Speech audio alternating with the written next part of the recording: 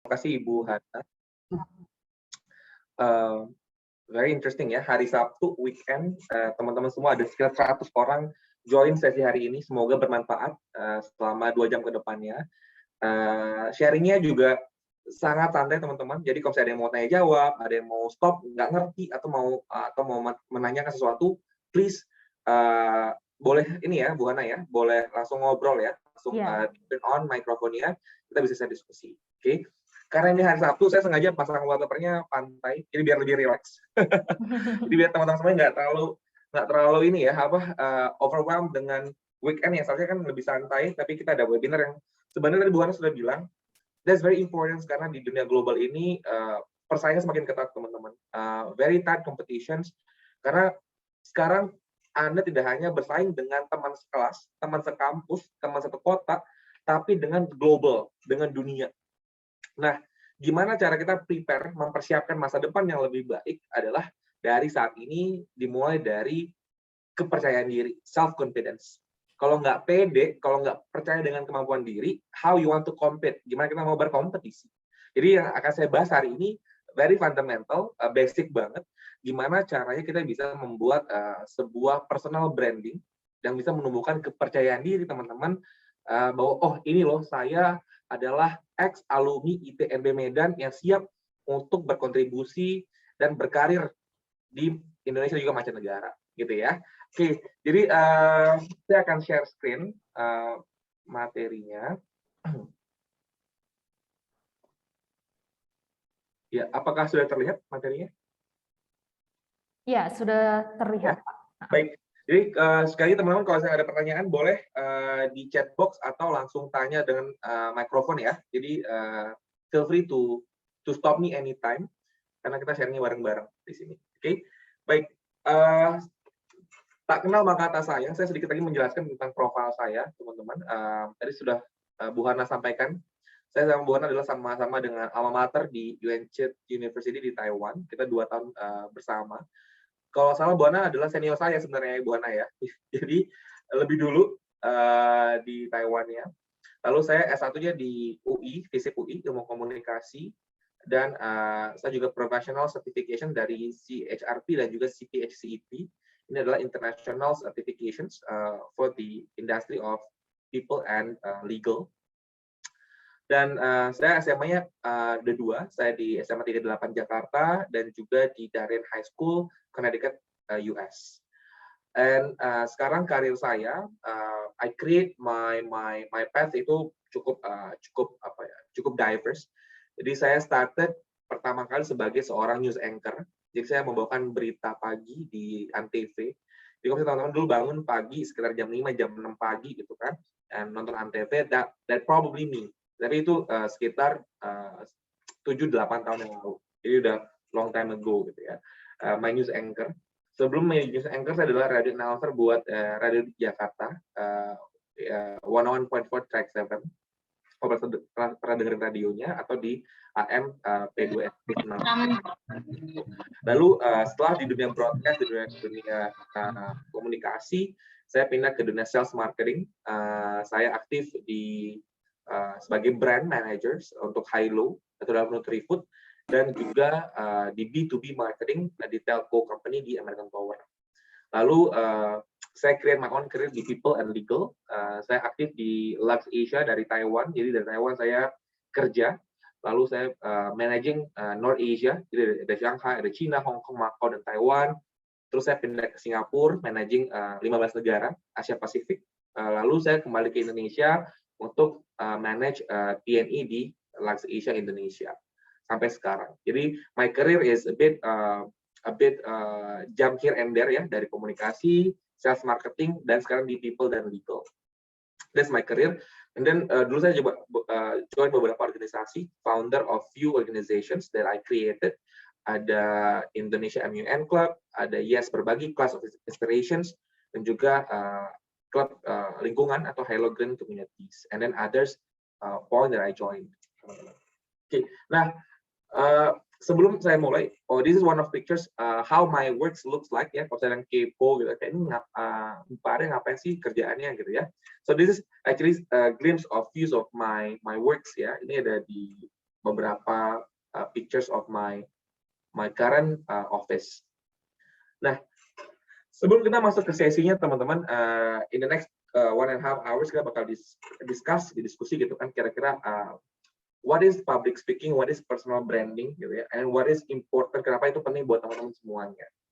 Nah, ada satu quotes yang saya ambil, ini dari Gerald Erfurt. Dia bilang adalah, nothing in life is more important than the ability to communicate effectively. Jadi ternyata, teman-teman, di dunia ini itu nggak ada yang lebih penting ya, selain kita tidak bisa memberikan komunikasi yang efektif dan jelas kepada lingkungan sekitar. Jadi dari kalimat ini saja menggambarkan bahwa betapa pentingnya sebuah komunikasi yang efektif. Dan banyak orang yang tidak menyadari bahwa komunikasi itu sangat penting. Dan banyak yang menyepelekan, udahlah tinggal ngomong aja kan, tinggal diskusi aja kan, tinggal cuap-cuap aja kan. No, it's not. Jadi ada banyak value, banyak proses yang dilalui untuk menciptakan komunikasi yang efektif. Oke, nah sebelum kita diskusi, mungkin boleh ada sekitar mungkin 2 orang yang mau sharing ke saya, kira-kira ekspektasinya hari ini mau ngapain dan mau dengerin apa sih kira-kira, atau mau dapat ilmu apa sih? Ini ada mau bantu share? Yang sudah punya ekspektasi, oh ya Kak, saya maunya tentang ABC misalnya. Saya maunya tentang DEF gitu. Ada yang mau sharing? Satu orang mungkin?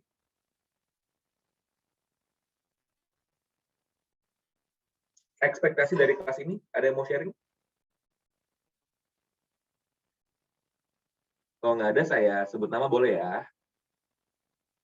Ada nggak kira-kira yang mau sharing? Mungkin mungkin Mas Kelvin Fernandito mungkin ya. Mas Kelvin, kira-kira hari ini ikut sesi webinar ini apa ekspektasi dan harapannya Mas Kelvin?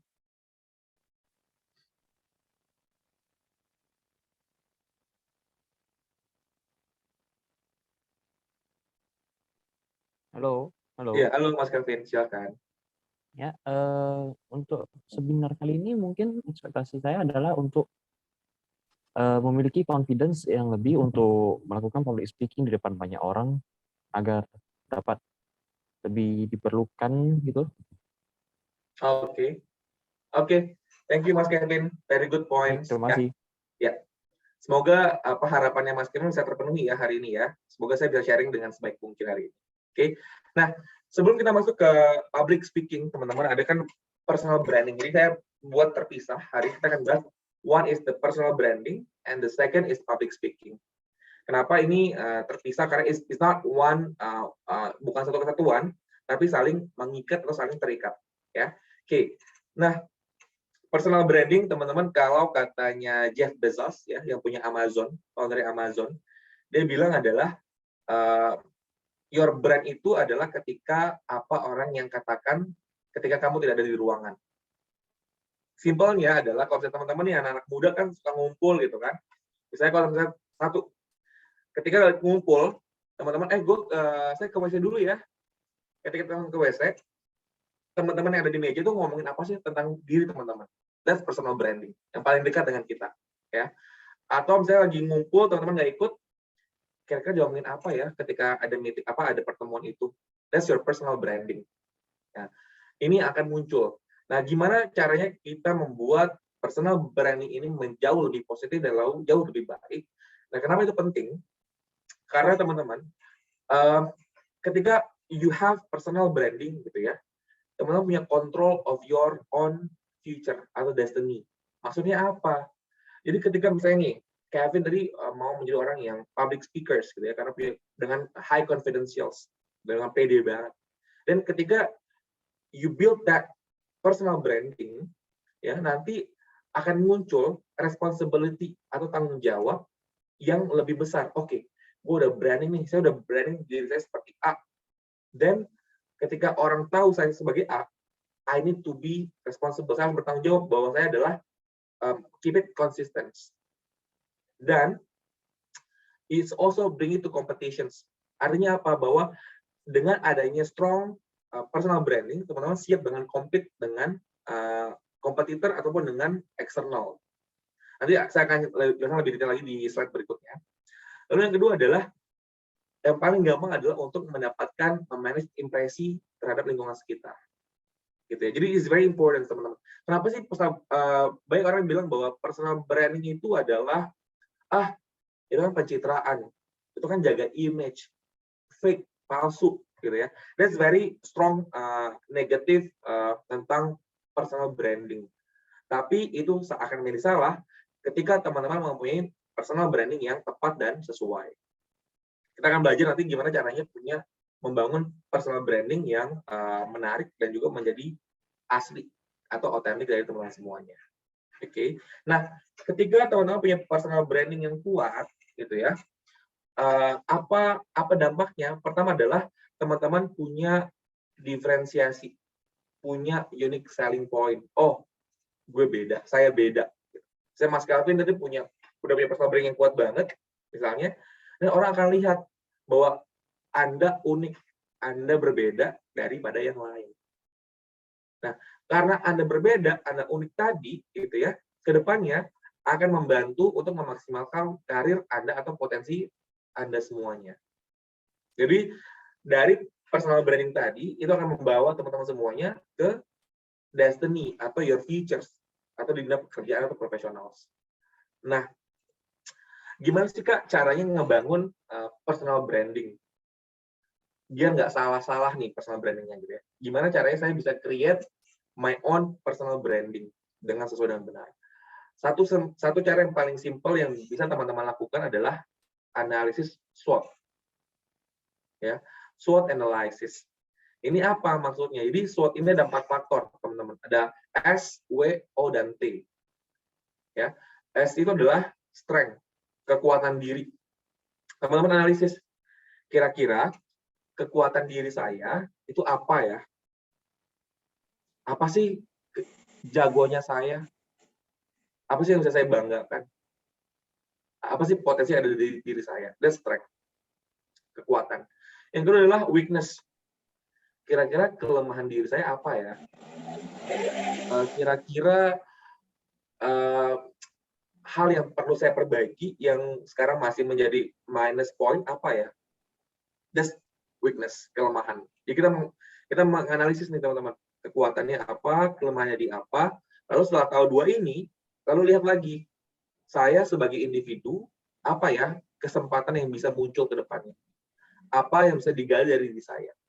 Opportunity apa yang bisa saya ciptakan ke depan? That's opportunity. Jadi analisis nih, kekuatan, kelemahan, berarti ini nih, jalan tengah adalah ini opportunity saya, ini kesempatan saya. Yang keempat adalah threat, ya, ancaman. Atau bisa dibilang kalau dengan internal faktor itu lebih kepada hal-hal yang bisa mempengaruhi diri saya dari eksternal faktor. Oh, kelemahan saya ini, berarti saya nggak mungkin nih. Misalnya kelemahan saya, misalnya saya ambil contoh paling simple, let's say dia mau jadi influencer. Dia mau influencer food blogger misalnya. Tapi dia nggak suka makan. Karena threat-nya, berarti it doesn't work, nggak berfungsi. Gitu. Simpelnya gitu, teman-teman. Jadi, weakness-nya apa, strong-nya apa, lihat apa kesempatannya. So, this is SWOT analysis. Ya. This is very important. Oke, jadi mungkin nanti malam, karena kita nggak banyak waktu sekarang, mungkin nanti malam teman-teman bisa nih di rumah, lagi malam mingguan gitu ya, cek-cek, kira-kira apa ya SWOT saya. Dan setelah tahu nih SWOT-nya ini, tadi buat summary-nya, dibuat kesimpulannya. Oh, ternyata saya sebagai individu, ini kekuatan saya, kelemahan saya, ini opportunity yang harus saya kejar. Dan ini threat yang harus saya hindari. Dan buat satu kesimpulan, berarti dari Anda sini, saya itu seperti apa sih orangnya? Nah, setelah dapat itu, teman-teman bisa kaji lagi menjadi menjawab 3 pertanyaan ini. Ask yourself ya, tanya di teman-teman semuanya. Satu adalah, apa yang membuat diri teman-teman spesial? Untuk apa ya yang spesial dari diri saya? Yang bisa saya banggakan, bisa saya kembangkan ke depannya. Nah, setelah itu terjawab, kedua adalah, dari semua spesial tadi yang unik-unik tadi, apa yang bisa saya translate menjadi sebuah value, menjadi sebuah nilai yang mempunyai nilai, misalnya. Oke. Dan ketiga adalah setelah itu saya mau dikenal sebagai apa ya, gitu. Oke. Saya kasih contoh yang paling simpel, teman-teman. Misalnya ini, what makes you special? Oke, saya rasa saya jago komunikasi, saya jago public speaking, saya pede. Gitu ya. Itu jawab nomor 1. Nomor 2-nya, dari 3 tadi itu, apa nih value yang bisa diberikan? Oke, dan ketika saya punya komunikasi yang bagus, saya pede, saya mau bridge ini menjadi sebuah hal yang bermakna. Misalnya, saya mau join dengan public speaking community, atau saya join dengan public speaking related. Misalnya, involve dengan PR club di kampus, involve menjadi misalnya adalah host atau presenter di event-event kampus, atau involve dengan PR kampus misalnya, dan punya value. Jadi ternyata dengan yang spesial tadi, saya bisa bring value itu ke hal yang lebih banyak. Yang paling simpel adalah kontribusi ke kampus atau ke ekstrakurikuler di kampus yang ada. Gitu. Nah yang ketiga, setelah tadi sudah terjawab nomor 2-nya, oh berarti saya mau dikenal sebagai seorang public speaker. Jadi public speaker, ketika orang butuh public speaker, orang harusnya ingatnya saya, gitu. Ya, misalnya, oke, saya sudah tahu kekuatan saya, value-nya apa, saya mau sebagai seorang public speaker, dan akan menjadi top of mind. Misalnya, ketika Bu Hana punya event-event lagi, oh iya, saya butuh moderator. Saya akan tunjuk 1 orang nih, siapa ya, yang akan menjadi top of mind, atau ada di pikiran orang-orang, ya, di mindset orang-orang semuanya. Jadi, that's polanya yang harus teman-teman pikirkan, gitu ya, dari diri teman-teman, apa manfaatnya buat lingkungan, dan apa yang mau dikenal sebagai brandingnya apa. Okay, so that's the ask yourself ya teman-teman, yang harus teman-teman pikirkan. Jadi ada 2 PR ya malam ini ya. Pertama adalah SWOT analysis, think about your strength, weakness apa, dan apa kesempatannya. Lalu yang kedua adalah jawab 3 pertanyaan ini. Mau jadi apa sih? Setelah ini terjawab, believe me or not, teman-teman akan tahu sedikit banyak, oh, this is my way. Ini jalannya saya berarti. Gitu ya. Jadi that's a simple exercise yang bisa teman-teman perhatikan. Nah, kenapa itu penting, teman-teman, dalam hal personal branding? Karena adalah diri teman-teman itu adalah your own product.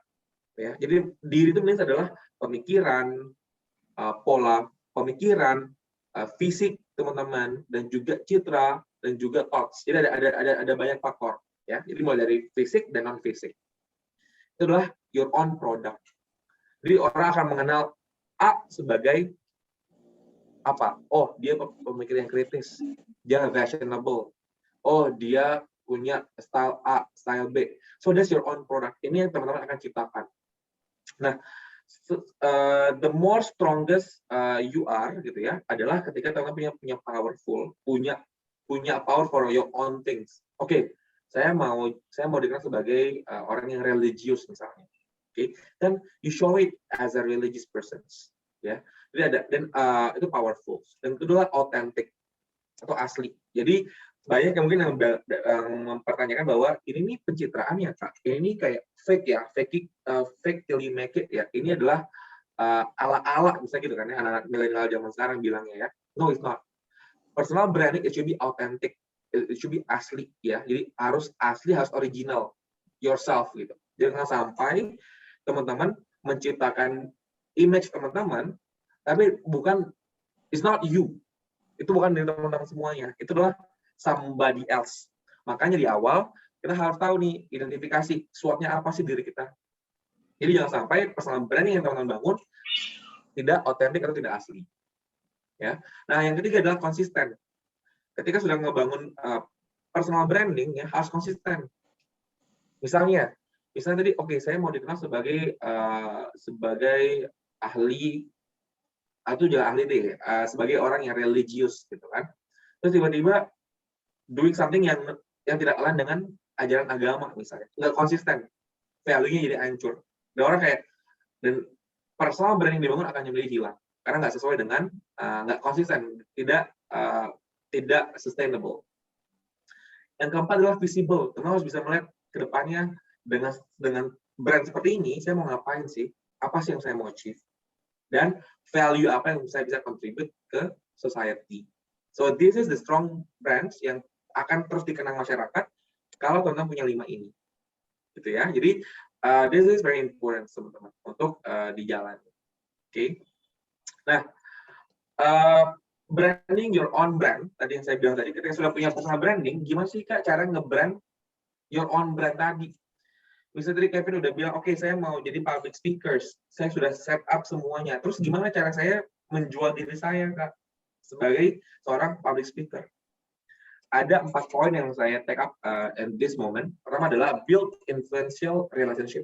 Jadi teman-teman harus bisa ngebangun networking, jaringan, ya, atau membangun komunikasi dengan banyak pihak.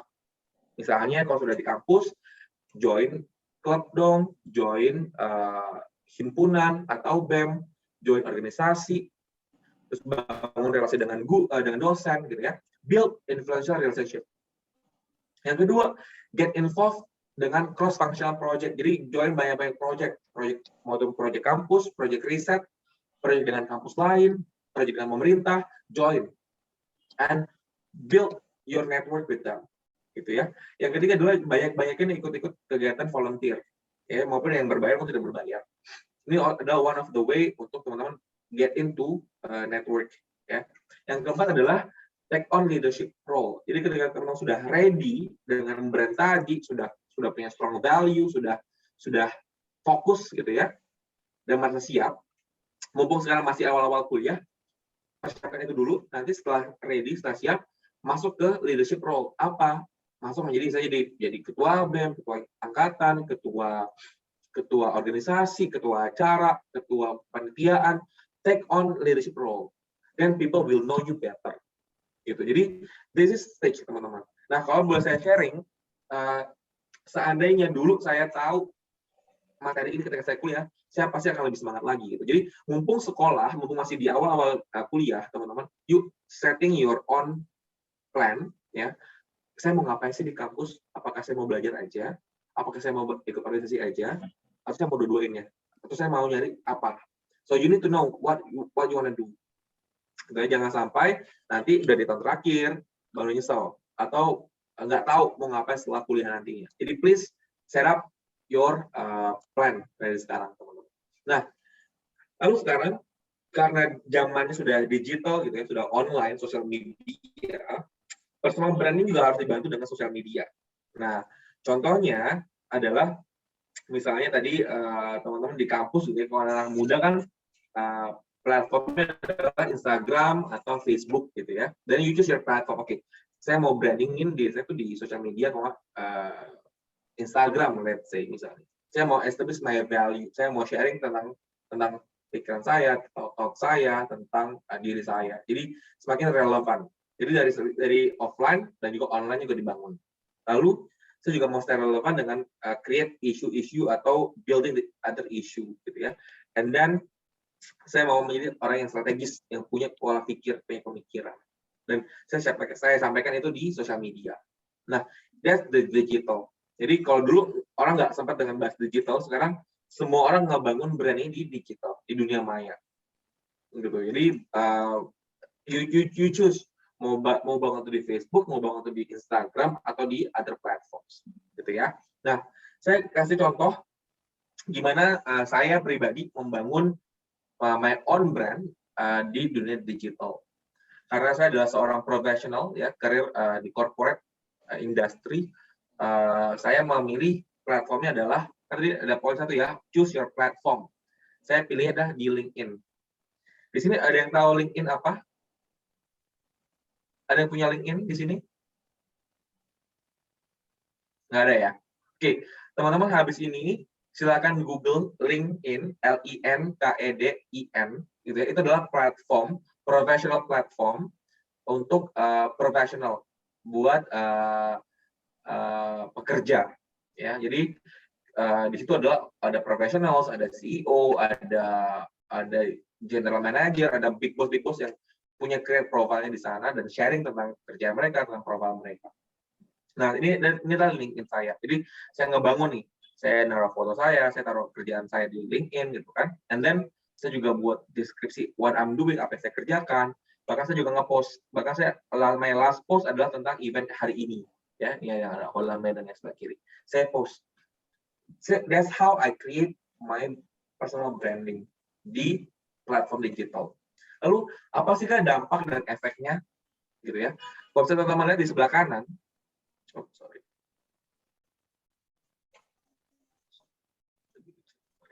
Oke.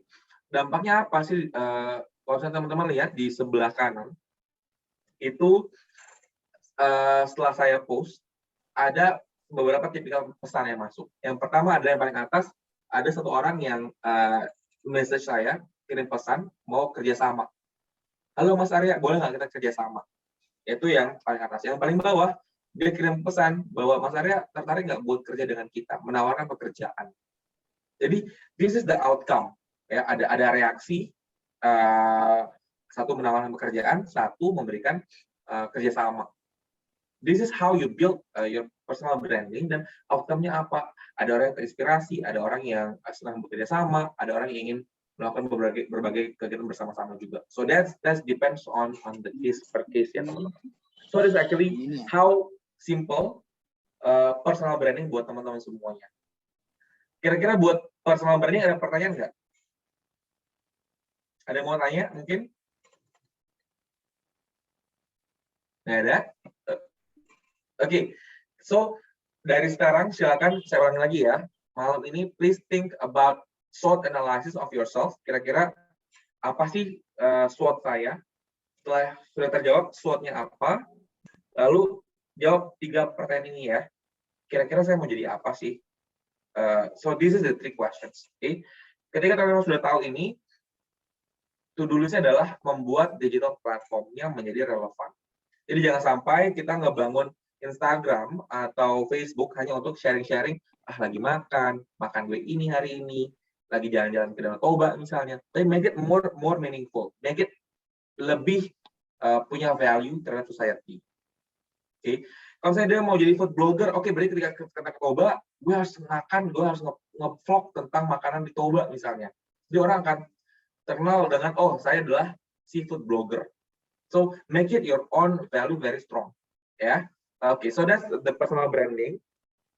Kita masuk ke public speaking.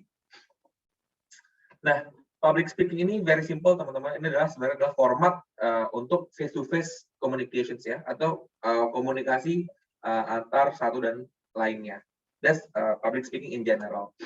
Nah, tapi kenapa sih public speaking very important?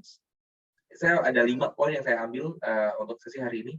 Pertama adalah untuk increase self-confidence, untuk menaikkan tingkat kepercayaan diri. Karena kalau nggak pede, bablas semuanya. Mau IPK-nya 4, tapi nggak pede, dan nggak bisa mempresentasikan diri dengan baik, selesai. Ya. Lalu, untuk improve com skills. Ya. Jadi ini adalah one of the way untuk improve your communication skills. Yang ketiga adalah untuk enhance persuasion ability. Gimana teman-teman bisa mempengaruhi sekitar, ya, atau greater social influence. Gimana caranya dengan komunikasi, dengan public speaking, you can help the society, atau juga bisa mempengaruhi lingkungan sekitar. Yang kelima adalah control emosi dan body language. Orang yang punya public speaking yang sangat expert, sangat baik, ketika dia emosi, dia tidak stabil, dia bisa mengkontrol itu semuanya dengan mempertahankan emosi dan body language. So that's why public speaking is very important. Sebelum saya mulai tentang public speaking, teman-teman, saya mau share. Kebetulan karena saya bekerja di people's, gitu ya, di human resources, saya interview banyak banget orang, teman-teman. Kalau tertulis, gitu ya, kalau di CV, di resume, gitu ya, saya kan mau magang nih, saya mau magang atau mau cari kesempatan internship, kerja, gitu ya. Di kurikulum kita bagus banget di resumenya. IPK-nya 4, nilainya bagus semuanya, ikut ini. Tapi ketika public speaking, which adalah interview, dia nggak pede dengan diri dia sendiri, dia nggak tahu gimana cara public speaking dengan baik, akhirnya jadi miss. Gitu, karena ketika teman-teman mau sukses di dunia kerja, gitu ya, one of the big step adalah ketika teman-teman wawancara, interview dan public speaking. Jadi that's why dari sekarang silakan belajar untuk ikut public speaking. Paling simpel adalah ketika teman-teman interview untuk misalnya ikutan organisasi gitu ya, mau interview menjadi anggota BEM, anggota klub misalnya. Dan if you cannot address your thoughts, kalau teman-teman nggak bisa menyampaikan pesan ke teman-teman semuanya dengan baik, memperkenalkan diri dengan baik, it won't happen, akan gagal. Meskipun banyak banget potensi yang ada di dalamnya. That's why saya bilang, public speaking is very, very important. Penting banget buat kita dalami dan kita seriusi. Ya. So it's not only untuk orang yang kerja di entertainment, jadi host, presenter, MC, it's for everyone. Memiliki public speaking yang sangat baik. Nah, ada dua latihan yang very simple yang saya mau share ke teman-teman. Again, karena waktu kita nggak banyak, jadi ini jadi PR ya. Nanti bisa latihan di rumah, malam-malam, atau besok, atau latihan dengan teman di kampus. Ya. Pertama adalah just a minute games namanya. Ini adalah ketika teman-teman dikasih random topik, misalnya selama 60 detik, teman-teman harus menjelaskan dengan lancar, tanpa ada pengulangan, tanpa berhenti. Misalnya gimana sih contohnya Kak? Misalnya adalah teman-teman dikasih bilang nih, oke, topiknya adalah Kota Medan, dan you give speech tentang Kota Medan selama 60 detik tanpa stop. Bisa nggak kira-kira? Practice makes perfect. Jadi terus latihan sampai terjawab tentang just a minute games ini, ya. Jadi silakan pick random topik, apapun topiknya, terus partner dengan teman di kampus latihan public speaking. Jadi apa public speaking is not only talk, tapi knowledge. Sejauh apa sih knowledge teman-teman? Sejauh apa sih ilmu teman-teman yang teman-teman punya buat berbicara? Jangan sampai kita ngomong tapi isinya kosong semua, atau nggak ada maknanya, nggak ada value-nya. Oke, that's the first game ya, just a minute. Yang kedua adalah elevator speech. Udah pernah dengar belum ini tentang elevator speech? Ada yang tahu? Jadi elevator speech ini adalah ini ibaratnya pidato di lift, teman-teman. Kenapa menamai elevator speech? Karena ini ibaratnya adalah ketika teman-teman naik lift atau naik eskalator, itu kan nggak lama ya, cuma 30 detik, cuma 60 detik gitu kan. And then ternyata teman-teman pas-pasan dengan seseorang yang sangat penting sekali. And how you pitching, bagaimana teman-teman bisa sharing your idea, atau your experience, atau your profile ke orang tersebut, agar menarik orang tersebut. Namanya adalah elevator speech. Jadi intinya adalah dalam waktu yang singkat, teman-teman bisa jualan dengan apa hal yang teman-teman mau jual. Itu apakah jual diri sendiri, menjual profile, menjual ide, atau menjual experience, pengalaman. Ya. Misalnya nanti kalau teman-teman sudah tahun ketiga, tahun keempat, mau nulis skripsi gitu ya, tiba-tiba ketemu dengan dosen pembimbing yang teman-teman pengen mau banget nih, aduh saya mau banget sama ibu ini misalnya. Dan dia ada di sebelah saya nih sekarang. Gimana caranya saya bisa menarik perhatian dan mengambil hati ibu itu buat setuju dengan topik saya. Misalnya, that's why is elevator speech. Jadi ini adalah bagaimana kita menjual ide dengan singkat ke stakeholders atau ke pemangku jabatan. Saya punya pengalaman yang cukup menarik tentang elevator speech ini. 2015 saya ketemu dengan Presiden Barack Obama di Manila, Philippines waktu itu. Jadi saya di baris depan, banyak banget orangnya. Jadi kalau kita melihat fotonya tuh banyak banget ada orang-orang di sebelah saya gitu ya. Tapi gimana caranya saya bisa berhentiin Obama buat ngobrol sama saya? Saya tahu itu nggak bakal lama gitu ya. Tapi gimana caranya saya mikir, gimana caranya saya bisa menarik perhatian Obama nih? Biar bisa lebih lama ngobrolnya dengan Obama gitu ya. Jadi ketika saya berarti saya harus menarik perhatiannya dia dulu. Kedua, saya harus bilang apa yang mau saya bilang.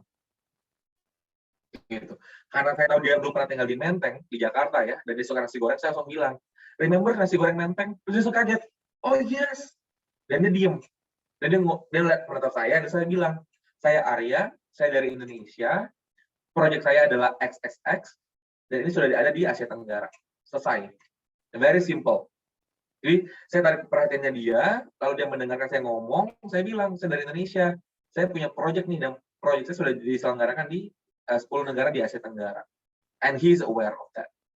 Nah, this is such an elevator speech, teman-teman. gimana bisa nge-attract orang penting ya, atau lawan bicara, dan menjelaskan apa yang teman jelaskan dengan waktu yang sangat singkat. Okay, so this is one of my experience waktu tahun 2015, sekitar 4 atau 5 tahun yang lalu ya, di Manila. Nah, terus teman-teman di public speaking itu ternyata apa sih yang menjadi top 3 skills-nya yang required ya. Yang pertama adalah preparation dan planning. Ini kombinasi adalah 90%. Jadi ketika teman-teman mau melakukan public speaking gitu ya, ternyata persiapan itu very important, 90%. The rest adalah ketika you delivery, the deliverables-nya, only 10%. Jadi please be well prepared dengan what you want to say, what you want to deliver, apa yang mau sampaikan. Nah, yang kedua adalah confidence, pede. Mau pesannya benar, mau pesannya salah, pede dulu. Kalau nggak pede, orang nggak akan dengerin, orang nggak akan pay attention. Ya, gitu. Pesannya benar nih, tapi teman-temannya nggak pede, orang nggak akan percaya. Nah, emang bener ya dia bilang gitu ya? Kayaknya nggak bener ya, jadi ragu-ragu ngomong, dia nggak pede. So that's how people say, and people think about your message. Jadi confidence is very important. I know banyak teman-teman dari Indonesia gitu ya, apalagi di beberapa daerah yang nggak pede dengan public speaking. Tapi that's a must. Jadi what my suggestion adalah teman-teman silakan berdiri di depan kaca, ngomong. Saya suka banget ngomong tentang perkenalan diri. Halo, nama saya Arya, saya umur saya bla bla bla. Saya selalu ngomong depan kaca latihan. Pede aja dulu. Gitu. Jadi this is what you need to break out, be more confidence. Jangan malu dengan diri sendiri, harus pede. Ya. Dan ketiga adalah tentang pesannya. Jadi ternyata ketika menyampaikan pesan teman-teman, itu yang paling mempengaruhi adalah your body language, is not your language. Ya, ternyata selain pesan yang kita sampaikan, your body language is important. Ternyata mempengaruhi penyampaian pesan juga. Jadi kalau kita bicara tentang public speaking itu banyak banget sebenarnya materinya ya. Ada yang saya pernah buat materi tentang body language itu 2 jam sendiri. Gimana cara punya body language yang menyenangkan untuk menyampaikan sebuah pesan. Ada pesan yang tidak baik, bagaimana body language. Ada pesan buruk, bagaimana body language. Jadi public speaking is not an easy things ya, tapi yang saya sampaikan hari ini adalah 101-nya ya, very basic standard public speaking yang at least teman-teman harus well aware of this kriteria. Nah, untuk menjadi public speakers yang sukses, teman-teman ada very simple, ada 5 poin yang harus teman-teman create ya. Pertama adalah engagement, gimana kedekatan teman-teman dengan lawan bicara. Apalagi dengan online seperti ini agak susah gitu ya, nggak berinteraksi secara langsung, online, bahkan online juga ada beberapa yang turn off the video, jadi kita nggak bisa melihat reaksinya, kita nggak bisa lihat dia lagi ngapain gitu kan. Jadi banyak beberapa noise atau beberapa keterbatasan. Tapi at least ketika you do public speaking, engage dengan lawan bicara, berusaha dekat dengan lawan bicara. Contohnya tadi ketika saya ngomong dengan Obama, saya tahu nih dia pernah tinggal di Jakarta, dia suka nasi goreng. Saya engage dulu dengan hal itu. Gitu. Ingat nggak tentang nasi goreng menteng? Dia kaget, oh iya saya ingat, saya Arya dari Indonesia. Nah, terus dia udah bangun interaksi. Tapi kalau tiba-tiba saya ngomong sama Obama, saya bilang, iya saya bangun project bla bla bla, dia nggak akan dengerin. Karena dia nggak punya interest. Jadi harus bangun engagement, kedekatan dengan lawan bicara. Yang kedua adalah body language. Jadi body language ini adalah cara berdiri, cara melihat lawan, facial expressions it must be well interactive, ya. Di body language. Lalu tone of voice. Jadi ketika ngomong ada volumenya gimana, besar kecilnya suara, rendah tingginya suara, dan kecepatan suara. Tone of voice. Jadi ini juga penting nih, apalagi kalau online agak susah ya, karena kita nggak bertemu secara langsung, jadi susah praktisnya. Lalu yang keempat adalah pause. Pause ini adalah di mana kita harus stop, di mana kita harus diam dulu, di mana kita harus melihat keadaan. Nah ini teman-teman melihat situasi dulu nih, apakah sudah kondusif buat dimulai, apakah belum, apakah harus stop dulu, biar orang pay attention, that's lebih expert lagi nantinya. Lalu 3P. preparations, persiapan, latihan, praktis sebelum mulai, lalu perform penyampaiannya. Saya untuk hari ini saya juga melakukan nih preparation-nya, kayak saya seminggu sebelumnya saya buat materi. Lalu saya praktis 2-3 hari sebelumnya, saya praktis dulu nih apa yang saya mau sampaikan dan perform hari ini. Jadi even for everyone, every speakers, they always do that. Gitu ya, mau dia baru mulai atau dia jago banget, pasti dia selalu ada persiapan, latihan dulu dan baru perform. So please do that ya teman-teman ya. Nah, tipsnya dari saya yang paling simple teman-teman tentang public speaking adalah pertama, sering-sering nonton your public figure atau your idola. Siapa sih idola saya? Saya pengen tahu deh. Biasanya lebih terinspirasi. Gitu. Kalau dulu saya suka nonton Kick Andy, ya, Andy Show, dan juga Rory Ashari. Dia adalah news anchor-nya Metro TV. Jadi saya sering nonton dua orang ini, saya lihat gimana cara dia menyampaikan pesan, cara dia berbicara, cara dia berpakaian, cara dia bersosialisasi, cara dia di sosial media, saya selalu nonton. Sehingga saya punya benchmark, oke, saya mau jadi seperti ini nih, tapi dengan value saya sendiri. Kalau ada dress to impress, jadi dress ini adalah external factor. Kalau looks kita nggak menarik, orang nggak akan tertarik juga. Jadi dress to impress, ya, is important. Lalu know your material, harus tahu mau ngomongnya apa. Make it simple, jangan rumit. Lalu body language, personality-nya harus sesuai dengan topik yang dibawakan.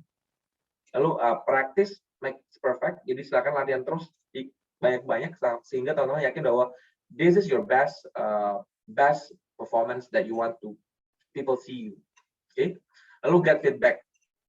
Saya selalu bilang kalau saya lagi practice, saya selalu bilang entah itu adik saya atau teman kerja saya duduk di sebelah saya dan yuk kasih gue feedback dong, kira-kira kurang apa ya materinya, kurang apa ya tadi, apa yang harus diperbaiki ya.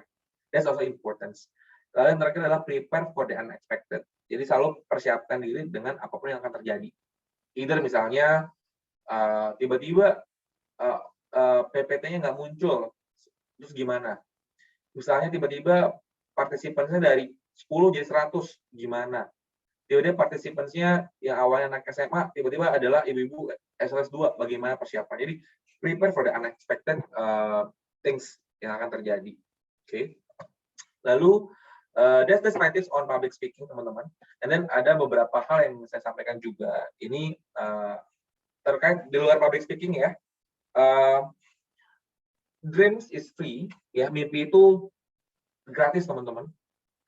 Jadi bermimpilah yang banyak, ya, bermimpilah yang banyak.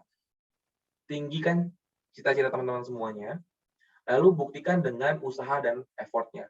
Ya, karena tanpa teman-teman percaya diri, tanpa punya mimpi, personal branding, public speaking, masa depan, it's not working. Gitu. Jadi please hari ini setelah tadi melihat personal branding, public speaking, teman-teman bangun. Kira-kira saya mau jadi apa sih ke depannya? Saya mau ngapain sih ke depannya? Gitu ya. Mau jadi apa sih saya dan apa yang mau saya achieve sih ke depannya. So by that, teman-teman tahu plannya ngapain aja.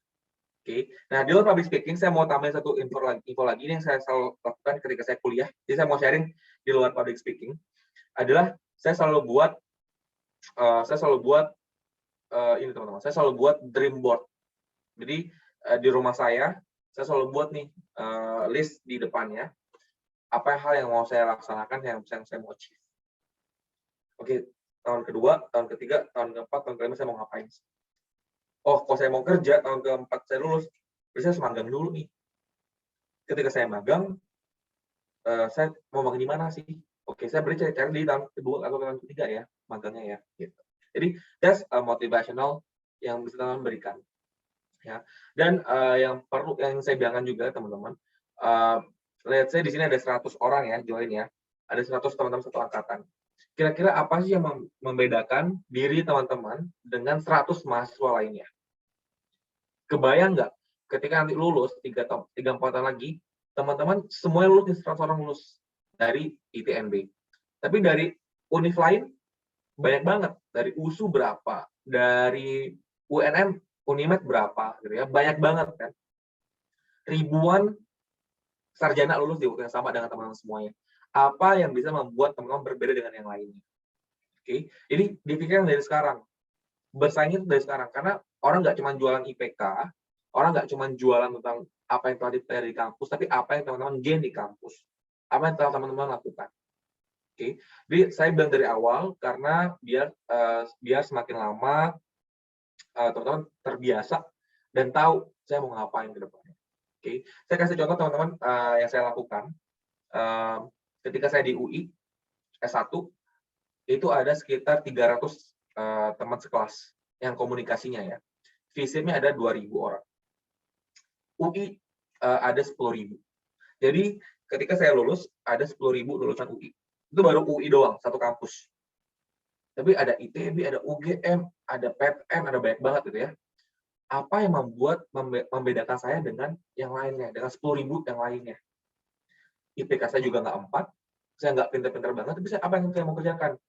Jadi dari semester 1 saya mulai nih, saya magang, saya ikut banyak organisasi, saya aktif jadi ketua berbagai event, itu membedakan. Jadi ketika lulus, yang saya ceritakan adalah dengan 4 tahun saya berkuliah, ini IPK saya secara akademis, tapi di luar itu saya juga ikut magang, saya punya pengalaman A, B, C, D, jadi lebih kaya, lebih punya daya jual. Nah, ini yang teman-teman butuhkan sekarang buat berkompetisi. Jadi, be aktif, be responsif, tapi juga harus tahu apa yang harus dikerjakan sehingga apa yang teman-teman lakukan itu selalu runut dan sesuai dengan apa yang teman-teman ciptakan. That's very important ya. Karena bagi saya, ketika banyak kesempatan di luar sana, terus banyak yang teman-teman nggak sesuai dengan apa yang direncanakan, jangan sedih, jangan demotivasi, karena katanya Miguel de Cervantes ya, dia bilang, fortune always leaves some door open. Ternyata ketika one door, satu pintu tertutup, pintu lain terbuka lebar. Jadi ketika teman-teman punya cita-cita atau punya plan satu nggak achieve, there is so many doors yang bisa di-achieve. Banyak banget hal yang bisa dilakukan di luar itu semuanya. Jadi jangan patah semangat, terus cari kesempatannya, pintunya banyak. Jadi kalau saya dulu nonton Doraemon, pintu kemana aja tuh itu ilusi gitu kan, itu adalah halusinasi. Bagi saya itu benar. Jadi pintu kemana saja itu tuh sangat mungkin. Tapi yang membedakan adalah gimana teman-teman mau mengetok pintu itu, mau masuk ke kesempatan itu gimana. Gimana teman-teman mau nge-grab that opportunity. That's very important gitu ya.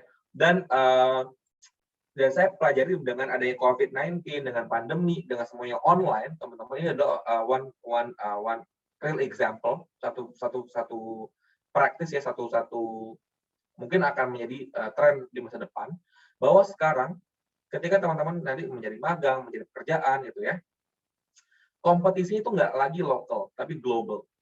Saya baru saja ditawari kerjaan, adalah kerjanya itu bisa dari mana aja, saya bisa pilih negaranya apa. Terus pas saya tanya, siapa nih kompetitornya, saingan saya siapa aja? Everyone dari luar negeri ternyata. Dan ternyata kita bisa go global, atau kita bisa terhimpit dan kita akhirnya nggak bisa bersaing dengan global. So my points adalah kedepannya akan semakin lebih kompetitif. So make sure yourself set up your goals ya. Saya mau jadi apa, saya mau ngapain, dan dari sekarang build your own personal branding dengan public speaking yang efektif. Oke? Dan kuncinya adalah terus percaya diri. Alright, I think Bu Hana sekian dari saya untuk materinya.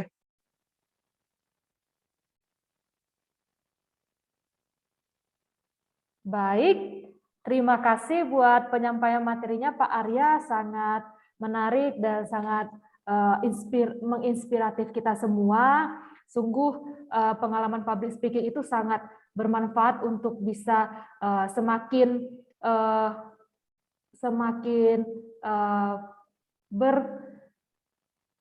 terpakai nanti di dunia kerja ke depannya. Oke, nah sekarang sepertinya kita bisa masuk ke sesi tanya jawab ya. Jadi kalau ada dari antara teman-teman sekalian yang penasaran ya, mau menggali lebih dalam lagi, boleh langsung ajukan pertanyaan ke Pak Arya. Jangan lupa sebutkan nama dan jurusannya.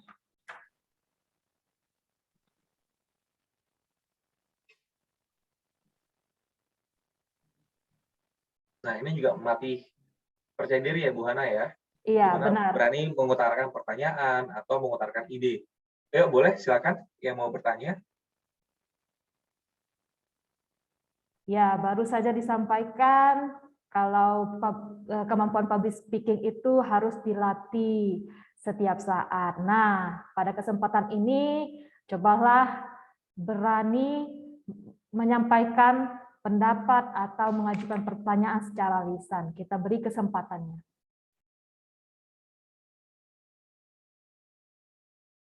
Sepertinya ada yang raise hand ini, Pak Arya.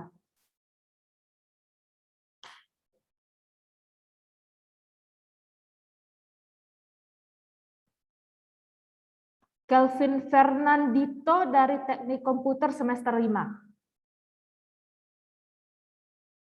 Ada yang mau ditanyakan? Tidak ada, Miss. Oh, saya kira karena raise hand berarti ada pertanyaan. Oke, siapa yang ingin mengajukan pertanyaan?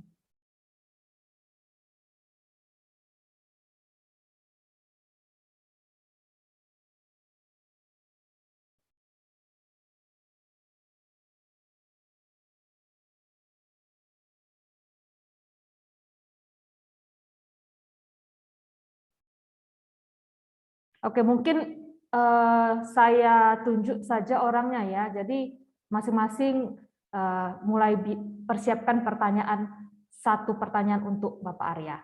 Oke, mungkin dari Carl Stephen. Carl Stephen? Ya, Miss. Ya. Saya ingin bertanya soal ini, Miss. Gimana cara kita untuk prepare something unexpected? Soalnya kan saya juga introvert, Miss. Kadang kalau yang sesuatu seperti itu terjadi, jatuhnya saya kayak kagok gitu, Miss. How do we prepare that? Oke, baik ya.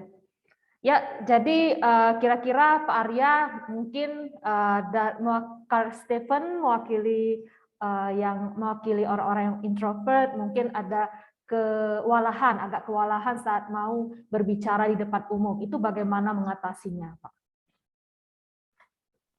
Yes, oke. Sebenarnya teman-teman banyak studi mengatakan bahwa sebenarnya adalah public speaking is not depends on how intro or how extrovert you are, ya. Jadi sebenarnya itu nggak ada hubungan antara intro dan extroverts, gitu.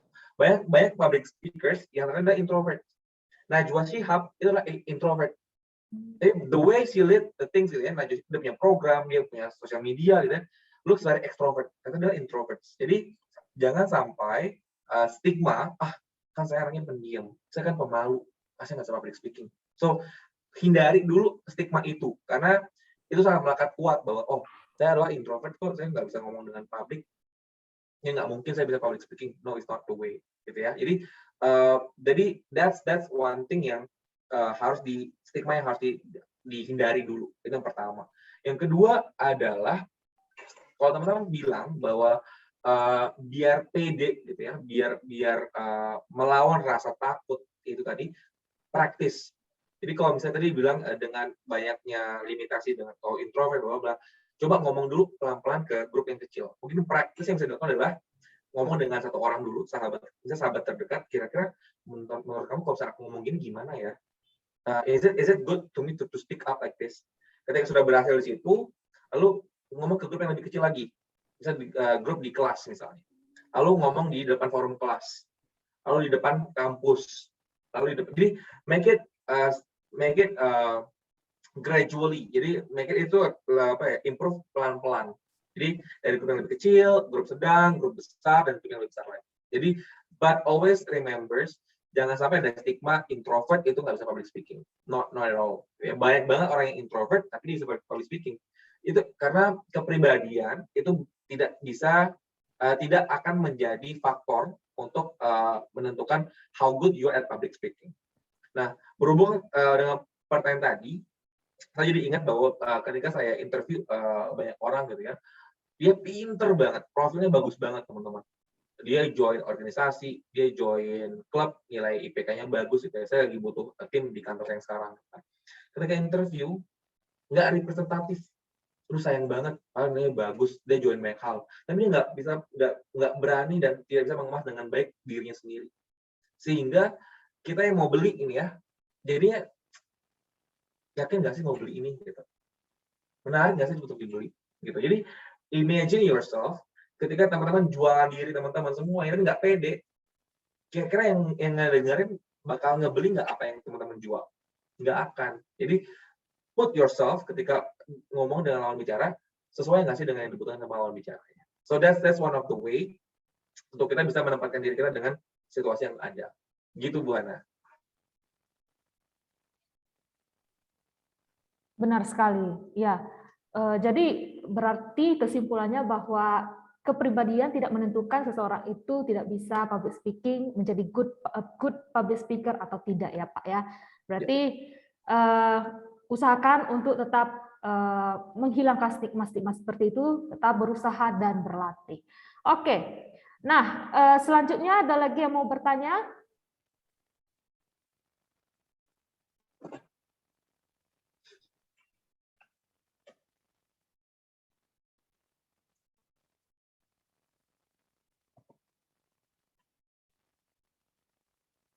Mungkin ada satu pertanyaan ini Pak dari mahasiswa kita disampaikan melalui chat WA ini Pak. Jadi pertanyaannya itu bagaimana caranya berlatih agar pemikiran yang kita sampaikan itu dapat tersampaikan secara sistematis. Nah, itu terkadang ada kendalanya, ya, kendalanya di sana selama berlatih, ya gitu. Apalagi sudah persiapan matang-matang, ternyata saat sudah on stage, semua persiapan itu bisa blank. Nah, itu bagaimana cara mengatasinya, Pak? Iya, oke, very good question. Sebenarnya teman-teman ini, setiap teman-teman melakukan public speaking, kegiatan public speaking, itu adalah lembaran baru, adalah journey baru, gitu ya. Misalnya, saya menyampaikan pesan ini tentang materi public speaking, udah banyak sekali. Tapi bagi saya, ketika saya ngomong dengan ITNB, is another journey. Jadi saya selalu saya bilang ke diri saya adalah it's a new moment, gitu ya, baru lagi. Jadi saya selalu buat gelasnya itu kosong untuk belajar terus, untuk latihan terus. Jadi selalu yang saya bahas 3P, practice, practice, dan practice. Nah setelah selesai practice teman-teman, and then gimana sih caranya biar nggak blank gitu ya, ketika public speaking, the easiest way adalah ketika itu teman-teman bisa lakukan adalah satu, jangan menghafal materinya, gitu ya. Jadi berusaha untuk tidak menghafal materinya, tapi memahami materinya. Jadi jangan sampai dihafal semua paragraf dihafalin. Ketika one stuck in one sentence, lupa ternyata iya apa yang dia kalimatnya ya. Jadi yang disebut adalah hafalannya, bukan apa yang dipahami. Jadi make sure teman-teman memahami betul apa materi yang dibawakan. Nah, having said that, ketika once you know the material, saya udah paham banget materinya, pasti nggak akan lupa tuh sistematisnya gimana. Ya, jadi perdalam dulu materinya apa, dan by having that, mau itu nggak sistematis, tapi pesannya akan nyampai. Jadi jangan sampai terpaku dengan terlalu sistematis, tapi lupa untuk enjoy the process, akhirnya blank. Okay? So that's one thing. Yang kedua adalah dari sisi audiens yang mendengarkan, jadi, atau orang yang menjadi lawan bicara, make sure apa yang kita sampaikan sesuai dengan apa yang dibutuhkan. Jadi banyak orang yang berbicara tapi lawan bicara itu nggak butuh, sehingga interaksi juga nggak maksimal. Ya, so make sure ketika teman-teman ngobrol, gitu, tadi bilang ingin nih memberikan materi, tapi biar sistemnya gimana ya? Pertama adalah kuasai materinya, kedua kuasai audiensnya. Audiensnya siapa, butuhnya apa, dan gimana cara menyampaikannya. Sehingga dengan itu akan menjadi lebih komprehensif lagi public speaking-nya, dan pesannya pun akan lebih nyampai lagi. Begitu. Oke, luar biasa jawaban dari Bapak Arya ya. Berarti kita itu harus berlatih terus dan juga kuasai materinya. Bagaimana kita tetap belajar untuk memahami apa yang mau disampaikan daripada sekedar menghafal. Baik, Kita serahkan kembali ke mahasiswa kalau ada yang mau ditanyakan, silakan langsung ajukan ke Bapak Arya. Mungkin dari Angela, ya Angela dari manajemen perpajakan. Ada yang membuat Angela penasaran tentang topik kita hari ini? Sejauh ini sih belum ada sih. Mungkin boleh sharing-sharing bagaimana pengalamannya selama ini mengenai public speaking, apakah ada kendala atau gimana. Selagi kita memiliki narasumber yang sangat istimewa ini, jadi gunakan kesempatan ini sebaik-baiknya. Kalau untuk kendala sih udah pasti ada ya Miss ya. Kalau apalagi baru mulai untuk terjun ke dunia public speaking. Cuman ya kalau misalnya udah terbiasa pasti bisa kok. Ya, begitu. Oke, good. Dari teman-teman yang lain? Dari pengalamannya di dalam pekerjaan ini, Pak Arya, masih peserta kita di Poltek ITMB adalah banyakkan bekerja sambil kuliah. Mungkin mereka ada kendala bagaimana supaya mereka bisa menyeimbangkan fokus untuk kuliah dan kerjaannya dan tetap maksimal di keduanya gitu. Oke, ya mungkin Bu Ana, justru dengan teman-teman yang sambil kerja sambil kuliah gitu ya, that's how important the public speaking. Karena apa? Ketika di dunia pekerjaan, dia udah tahu dong apa kondisi seperti apa, kondisi pekerjaannya, kondisi teman kerja, kondisi politik kantor seperti apa. Dan ketika teman-teman punya nilai lebih gitu ya, misalnya saya menggambarkan adalah gini, misalnya tadi ada Angelnya ada akuntansi publik ya Bu ya. Misalnya sebagai seorang accounting publik kan accounting is do the work ya, very paper, Excel terus ya, Excel kalkulator bla bla bla, very rutin. Tapi ketika Angelia menambahkan satu spektrum adalah komunikasi misalnya dengan proses komunikasi analisis. Jadi menyampaikan hasil analisis akuntansinya misalnya gitu ya. Oke, ini perusahaan kita sekarang ini nih Pak, NPBT sekian, top line sekian. Untuk mencapai profit yang sekian, kita butuh sekian Pak. So my analysis adalah saya merekomendasikan adalah A, B, C, D, E, F, G. Nah, ketika you have that point ya Mbak Angelia, you will be something, akan menjadi orang yang jauh lebih dilihat oleh rekan kerja. Karena selain kerja di akuntansi publik yang orangnya mostly adalah pendiam dan lebih nyaman dengan angka gitu ya. Tapi ketika Mbak Angela menjadi different, menjadi beda gitu ya, akuntansi publik yang memiliki public speaking yang bagus, then your value will be double gitu. Jadi that's why you being different dengan rekan kerja yang lainnya. Jadi make it public speaking ada sebagai tools buat teman-teman menyampaikan pesan, menyampaikan ide, inisiatif, sehingga akan terlihat significantly different than others people yang ada di tempat pekerjaan teman-teman semuanya. Gitu. Karena banyak yang tadi saya bilang, mungkin yang bisa mengerjakan akuntansi banyak banget, semuanya bisa, karena semuanya belajar akuntansi. Tapi yang membedakan teman-teman dengan akuntan yang lain adalah ketika you voice out your analysis, your communication skills, your critical thinking, gitu. Jadi sampaikan terus, ini analisis perbedaannya Pak, kan kita bisa di Pak A, B, C, D, E, gimana Pak?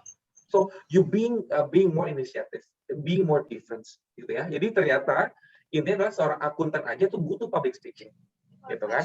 That's why every single job in this world butuh public speaking. Semakin teman-teman diam, semakin nggak kelihatan, semakin redup, ya udah, you just do the work, kerja aja. Tapi orang nggak akan lihat siapa sih kamu, apa sih membedakan kamu dengan yang lainnya. So make sure public speaking is one of your forte, atau satu kelebihan teman-teman semuanya. Baik, terima kasih Pak Arya. Kemudian ini ada pertanyaan dari Prambo Oluan Siahaan, Teknik Komputer semester 1. Pak, saya ingin membuat bisnis dan ingin bergabung dengan perpolitikan. Apakah bisnis dan politik bisa dikerjakan secara bersamaan? Kalau bisa, Pak, bagaimana cara membuat personal branding saya di bisnis dan perpolitikan? Serta tips sukses bisnis sambil politik bagaimana, Pak? Wah, very futuristic ya. Oke, menjawab ini tadi ada namanya Mas siapa tadi Bu Ana? Mas Prambo ya. Oke.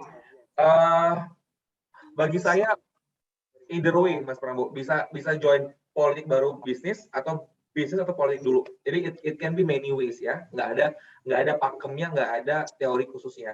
Tapi dua komponen saling menguatkan. Jadi banyak para politikus yang juga berbisnis, ada juga yang dulunya pebisnis ikut ke dunia politik. Contohnya adalah misalnya saya bisa ambil contoh Sandiaga Uno, dia adalah seorang pebisnis dan dia akhirnya menjadi seorang politikus, gitu ya. Ada juga orang yang dulunya di politikus karena dia berbisnis. Jadi banyak contoh sebenarnya. Nah, sebagai mahasiswa gitu, yang ingin memulai ini sebenarnya di luar konteks public speaking dan public speaking adalah make sure bahwa Mas Prambo punya value, bisnisnya punya value. Misalnya ya, yang tadi saya bilang, ini dulu SWOT analysis. Apa sih kelemahannya, apa sih kekuatannya, apa sih opportunity-nya. Jadi ketika Mas Prambo udah tahu nih apa jawaban dari itu, tanya tadi 3 hal tadi. Sebagai Prambo, saya mau apa sih image yang mau saya timbulkan, personal branding apa sih yang saya ciptakan, gitu kan. Nah setelah itu, setelah itu terjawab pertanyaannya, mulai tuh Mas Prambo melakukan berbagai aktivitas, baik itu digital maupun offline. Kalau digital, let's say buat Instagram misalnya kan, Prambo dengan line bisnisnya, terus memulai dengan bisnis dulu gitu kan, misalnya ya. Lalu join, gitu. Saya punya satu contoh, Mas Prambo bisa join namanya HIPMI, Himpunan Pengusaha Muda Indonesia. Jadi itu adalah satu wadah seperti wadah para pengusaha untuk bersosialisasi. Jadi itu kumpulan para pengusaha tuh, udah kan networking, membangun jaringan gitu kan. Nanti akan leading you to the politik, ke politiknya. Atau saya Mas Prambo mau join ke politik dulu bisa, misalnya join dengan salah satu partai politik di Kota Medan gitu ya, juga bisa membangun bisnis. So it's integrated. Dan untuk membangun dua itu dari segi personal branding is not an easy way ya untuk membangun branding sebagai politikus. Jadi karena politikus adalah pekerjaan yang sebenarnya adalah voluntarily based ya. Jadi dia very CSR, very social responsibility ya, tentang rakyat, tentang negara. Jadi lebih kepada society, lebih kepada kebutuhan masyarakat.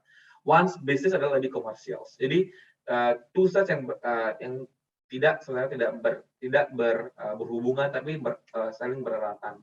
Jadi what you can do adalah menurut saya, you do what you do Mas Prambo, bisa mulai join bisnis dulu atau bisa mulai partai dulu atau join partai-partai kecil. Jadi it can be many ways, nggak ada teori atau pakem khususnya ya Mas Prambo ya. Cuman my thoughts adalah sebagai mahasiswa mungkin you can start as a businessman dulu, bangun bisnisnya apa kira-kira yang lebih fokus, yang lebih general, terus join organisasi pebisnis. Dari situ Mas Prambo bisa pilih nih kira-kira dari jaringan network yang dibangun, kenalan-kenalan yang dibangun, kemana arah politiknya. So it can be so many ways, tergantung dengan perkembangan time to time-nya aja Mas Prambo. Begitu. Oke, baik. Selanjutnya ada pertanyaan dari Shiren, jurusan akuntansi semester 5. Saya ingin bertanya, Pak, bagaimana cara mengatasi kehabisan ide pada saat berbicara di depan panggung? Nah, ini juga menarik, Pak. Yes, right. Tadi saya sempat bilang bahwa ketika the more you talk, gitu ya, the more knowledge that you share. Jadi semakin sering teman-teman ngobrol, berbicara, semakin banyak ilmu yang dibagikan. Gimana caranya biar ilmu itu satu tidak stagnan, dua adalah relevan dengan kebutuhan, adalah dengan banyak membaca. Jadi Mbak Shiren, my advice adalah untuk sering-sering membaca. Karena still it's very cliche ya, tapi dengan membaca kita membuka jendela dunia. Semakin banyak literasi kita, ya. Literasi adalah penggunaan bahasa, penggunaan kata, terminologi, dan juga pengetahuannya. Jadi biar nggak kehabisan ide, nggak kehabisan konteks pembicaraan, nggak kehabisan kosakata, verbs ya, membaca. Jadi that's what I'm doing right now. Jadi kalau tanpa membaca kita nggak tahu nih apa what's new, what's the developments. bahkan buku punya banyak jilidnya ya, karena selalu berkembang. Nah, itu satu, membaca. Yang kedua adalah we need to know the social environments, lingkungan sekitar, gitu ya. Jadi biar lebih dekat dengan pembicaranya. Jadi knowledge itu bisa dari baca buku, baca berita, ngobrol dengan orang lain, networking. So that's what you have to do. That's the key-nya ya. Jadi jangan sampai apa yang kita sampaikan itu tong kosong yang bunyinya, cuman besar doang tapi nggak ada isinya. Jadi so it's depend on your preference, Mbak Shiren. Kalau misalnya Mbak Shiren suka baca buku. Kalau suka nonton yang bermanfaat, bisa nonton dengan topik-topik yang relatable, atau suka dengan ngobrol sangat komunikasi efektif, ngobrol dengan dosen, dengan teman, dengan teman-teman di klub atau di organisasi juga bisa. So the thing adalah memperkaya hasanah dan wawasannya seperti itu. Ya, mantap sekali. Jadi kata kuncinya adalah memperkaya wawasan terlebih dahulu. Oke, baik. Apabila sekarang apakah masih ada yang mau bertanya? Atau dari Pak Arya mungkin bisa sharing-sharing Pak pengalamannya. Selama ini Bapak sudah berhadapan dengan berbagai macam audiens. Seperti apa audiens seperti apa yang sangat berkesan menurut Bapak dan yang bisa dibagikan sama mahasiswa kita di sini? Iya, oke. I think pengalaman public speaking juga lumayan beragam ya. Buatnya saya pernah menjadi pembawa berita, acara gitu ya di TV dan juga di radio. Jadi banyak pengalaman yang unik sebenarnya. Tapi yang mungkin saya bisa sharing adalah saya dulu pernah join dengan TV. Terus saya selalu buat live report ya, wawancara langsung di lapangan. Waktu itu adalah tentang mudik Lebaran. Saya pergi ke daerah Jember, Tegal dan Jember. Saya wawancara nih pemudik gitu kan. Gimana cara saya bisa membawakan berita yang tadi sangat negatif karena macet, orang pada emosi gitu kan. Gimana caranya pemudik ini ketika diwawancara secara spontan bisa menyampaikan pesan yang tidak negatif. So that's how you play the influential psychology. Jadi karena komunikasi itu yang sudah expert nantinya adalah bisa memainkan psikologis lawan bicara atau bisa mengerti psikologis lawan bicara. Gitu. Misalnya, yang saya lakukan adalah waktu konser saya menang ini, konser saya interview gitu ya, Bu, gimana Bu pengalaman mudiknya dari Jakarta ke Tegal, gitu kan? Terus saya langsung, wah macet Mas, marah-marah, macet lah ini gitu kan. Tapi what I'm doing adalah, saya selalu bilang, Bu, gimana? Nggak sabar ya ketemu keluarga ya di kampung halaman. Oh iya nih Mas, saya nggak sabar nih. Jadi, the message adalah ketika kita komunikasi, kita harus paham nih situasi konten seperti apa, lawan bicara seperti apa, dan biar menimbulkan efek yang positif, harus seperti apa ngedirect-nya. Jadi saya pancing pertanyaan adalah bukan bagaimana pengalaman mudiknya, karena pasti akan marah, karena macet lah, tol mahal, SPBU habis bensin di SPBU habis misalnya kan, pasti akan negatif. Tapi yang saya tanya adalah, Bu, bagaimana? Sudah tidak sabar ya ketemu dengan keluarga besar di kampung halaman. Iya Mas, saya udah gak sabar ya gini-gini. Apa aktivitasnya Bu nanti di kampung halaman gitu kan. Jadi that's how message yang kita mau deliver. Nah, poin yang saya maksud adalah ketika teman-teman punya satu pesan yang mau dituju, kita harus tahu nih caranya gimana. Jangan sampai kita nggak tahu apa endingnya, apa outcome-nya, sehingga prosesnya tuh nggak sesuai. Jadi ketika kita pastikan ketika kita mau bicara, tujuan gue apa ya? Tujuan saya apa ya mau ngomong sama X ini? Gitu. Kalau saya tahu tujuannya apa, gimana caranya ya? Jadi jangan sampai salah langkah, salah proses, akhirnya nggak ada yang bisa dicapai. Begitu. Oke, ini kayaknya ada pertanyaan ya Bu Hana ya, dari chat, dari Mas Jody Setiawan, katanya stand up comedy adalah public speaking atau enggak ya? Mungkin ini Mas Jody juga terinspirasi kali ya jadi stand up comedy. So jadi public speaking is wide, komunikasi is wide, jadi luas sekali. Jadi bahkan berdongeng pun itu part of storytelling, part of the communications, ya, part of public speaking. Nah, termasuk dengan stand up comedy. Karena ada komunikasi yang dibangun, ada pembicara, ada penerima pesan, ada komunikan yang menyampaikan pesannya. Ya. Nah, yang membuat konsep mungkin yang bisa saya kaitkan adalah gimana cara kita mengetahui teknik apa sih yang sesuai dengan apa yang pesan mau disampaikan. Ini lagi strongnya tadi, gitu. Misalnya tadi saya bilang kan, yuk kita analisis SWOT-nya, SWOT-nya apa sih di diri ini, gitu kan. Ternyata mungkin si komedian ini bilang, saya suka komunikasi, tapi saya suka ngelucon. Jadi saya nggak pas nih kalau jadi saya politikus. Saya nggak pas jadi public figure politik, karena saya bukan orang yang serius. Akhirnya dia memilih untuk menjadi seorang komedian yang memunculkan isu politik tapi dibalut dengan komedi. So this is one of smart way. Actually dia tahu nih apa sih strong saya. Saya suka komunikasi, tapi saya nggak serious person. Gimana ya cara menyampaikannya ya? Lewat komedi, lewat public stand up comedy. So this is one of the way. Banyak juga orang yang suka komunikasi, tapi nggak mau serius. Ngapain ya? Jadi MC entertainment, MC gossip misalnya, atau host di radio. So it can be gitu. Jadi banyak platform, banyak options untuk menjadi seorang public speaker dengan berbagai media dan juga berbagai platform berinteraksi.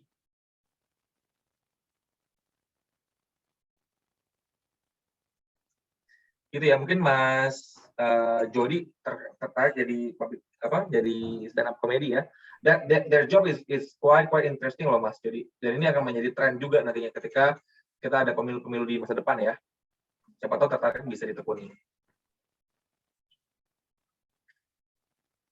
Baik.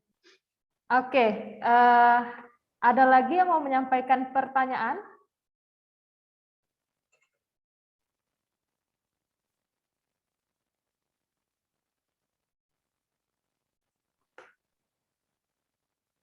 Mungkin dari perwakilan dari perhotelan yang mungkin akan berhadapan langsung dengan tamu-tamunya. Nah, apa yang ingin dipelajarin dari seni komunikasi public speaking ini? Homipa dari perhotelan?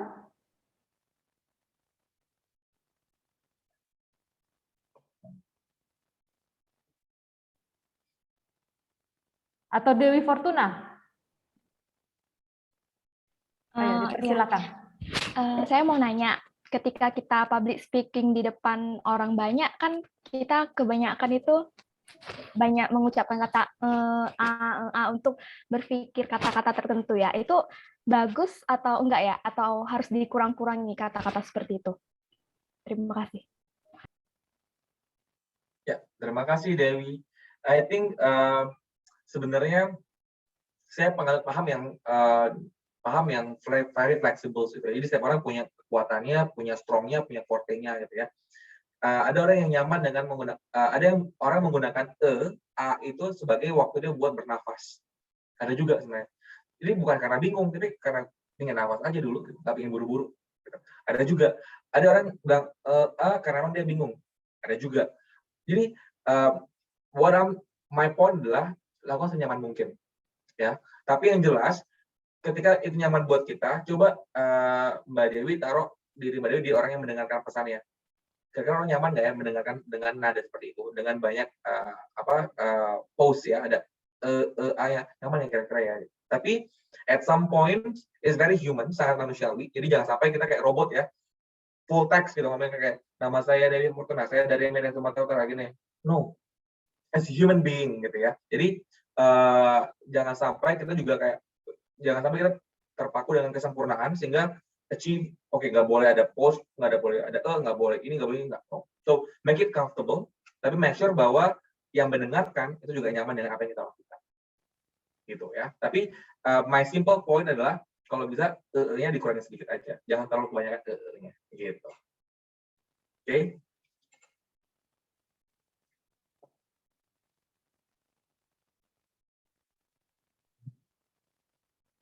Baik, ada satu lagi pertanyaan dari Gravito Ginting. Saya mau bertanya Pak, kalau menjual produk dengan orang face to face, apa hal yang harus dilakukan pertama kali? Oke, Mas Gravito ya, kayak bisnis nih Mas Gravito. Kalau saya Mas Gravito sebagai konsumen yang mau beli barang, saya akan senang ketika saya mau beli barang itu menjawab apa permasalahan saya. Gitu. Jadi, saya punya permasalahan kulit misalnya tentang jerawat misalnya. Ketika produk itu tentang jerawat, saya akan lebih tertarik karena sesuai dengan kebutuhan saya. Nah, gimana cara taunya adalah dengan Mas Graf itu memahami apa permasalahan si orang tersebut, memahami apa kendalanya, gitu.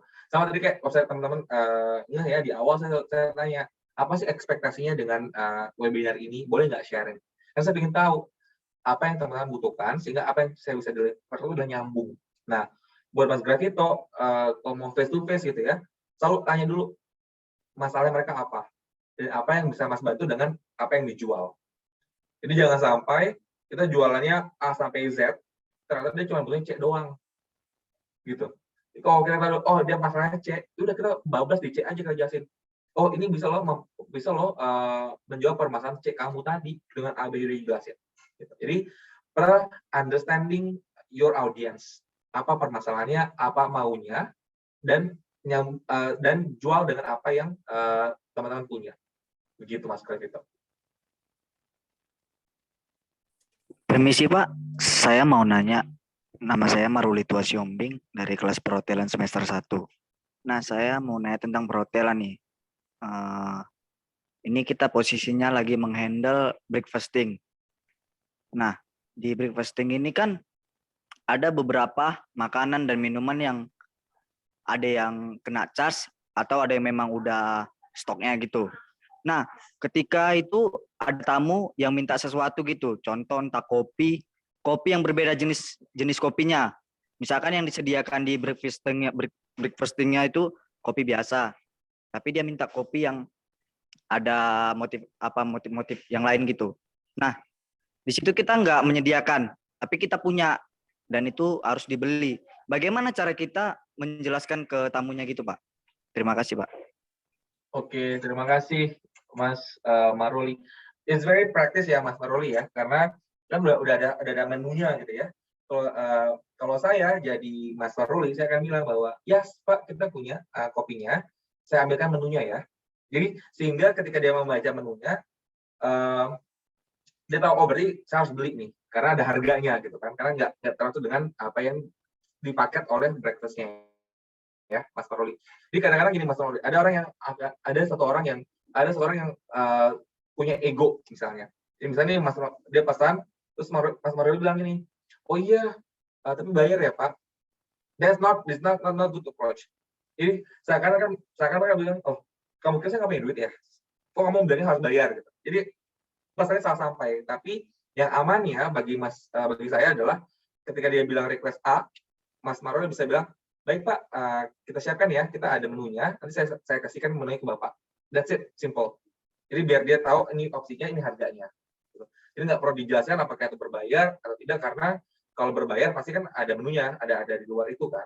Jadi sampaikan pesannya dengan baik dan kasih buktinya, evidence-nya. Oh, this is menu yang kita punya Pak, silakan dipesan. Gitu.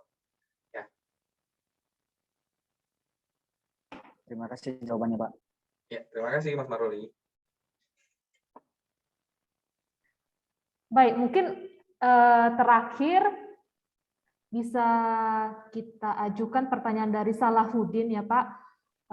Saya mau bertanya Pak, kalau kita public speaking, bagaimana supaya orang yang mendengarkan kita itu terfokus dengan apa yang kita sampaikan? Mungkin karena selama pembicaraan mungkin fokusnya bisa kemana-mana.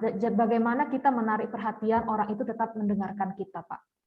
Ya, oke, Mas Salahuddin, ini adalah permasalahan semua public speakers ya. Jadi jangan sampai takut Mas Salahuddin, ntar orang nggak dengerin saya ngomong. It's everyone's problems. Nah, sebenarnya ada yang bilang bahwa actually ketika kita berbicara, misalnya 2 jam sesi gitu ya, orang nggak akan mendengarkan full 2 jam. It's human. Jadi jangan sampai patah hati atau jangan sedih. Ya, saya nggak didengerin nih, saya lagi ngomong nggak.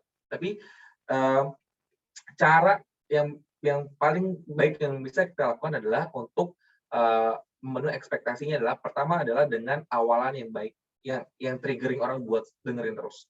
Ya, itu adalah pembukaannya. Oke. Dan yang kedua adalah closing, Mas Salahuddin. Closingnya gimana? So that's actually 2 points. Jadi pembukaan adalah apa yang mau disampaikan. Yang closing, penutup adalah kesimpulan dari sesi tersebut. At least orang bawa take away-nya apa. Orang punya insight ketika selesai sesi, apa sih poin yang diambil dari sesi tersebut gitu. Karena memang it's human being, dari teori komunikasi nggak ada orang yang mendengarkan 100%. Bahkan ada yang bilang dari 30 menit berbicara, orang hanya mendengarkan 8 sampai 15 detik. Very short gitu. Jadi that's behaviors ya, human behaviors yang nggak bisa kita salahkan, dan it's not public speakers mistakes as well. Tapi apa yang bisa kita lakukan adalah dengan membawa awalan yang baik dan akhiran yang baik. That's 2 points. Gitu. At least kalau orang yang merasa itu adalah relate dengan mereka akan mendengarkan dari awal sampai akhir. Tapi ada sebagai orang yang nggak tertarik, dia dapat take away bahwa di awalnya ini, di akhirnya ini. Jadi jangan sampai berkecil hati orang nggak dengerin kita ngomong. Tapi that's what nature is. Dan make sure bahwa Mas Salahuddin punya namanya adalah hook point ya. Hook point itu adalah poin-poin penting yang disampaikan. Seperti itu.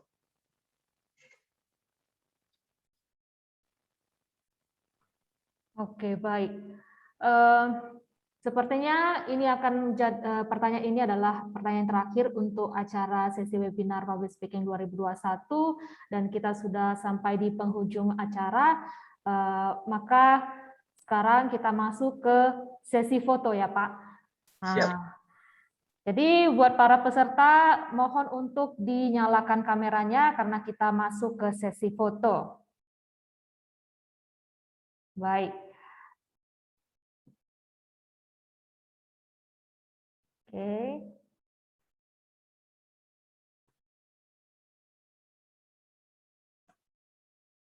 Siapkan dirinya karena di sini ada 5 halaman.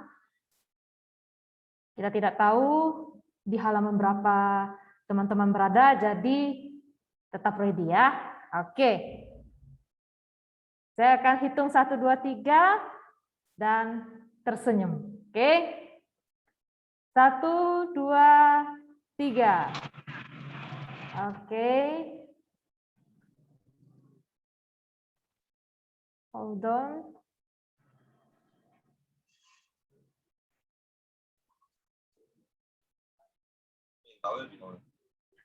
Oke, sekali lagi halaman kedua. 1, 2, 3, senyum. Oke.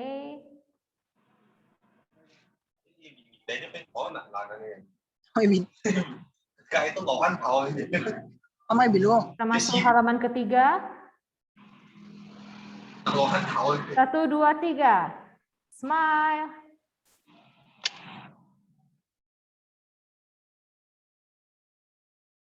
Pak Guru datang lagi. Oke. Halaman keempat. Gak tahu. 1, 2, 3. Smile. Smile.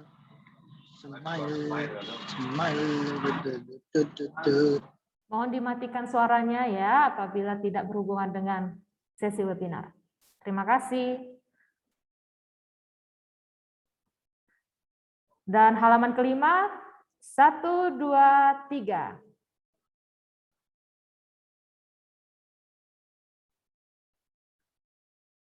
Baik, selesai. Oke.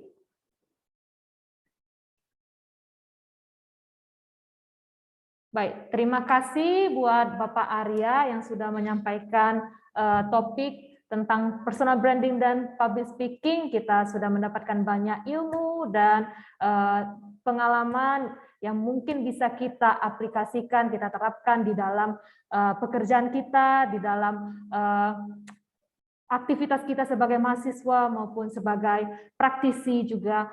Biarlah ini bisa membantu kita untuk bisa semakin berkembang dan siap menjadi SDM yang unggul. Dan buat para peserta, saya juga ucapkan terima kasih karena sudah berada di acara dari awal hingga akhir ini, mendengarkan dengan sungguh-sungguh dan juga aktif bertanya. Semoga di kemudian hari di webinar berikutnya bisa tetap semakin aktif lagi, ya. Oke, jadi saya Hana Panggabean pamit undur diri. Selamat sore dan sampai jumpa di lain kesempatan. Terima kasih semuanya. Thank you. Izin ya Pak. Thank you, Selamat sore, terima kasih atas waktunya. Terima kasih, Pak. Terima kasih, Pak. Thank you, sir. Assalamualaikum. Oh.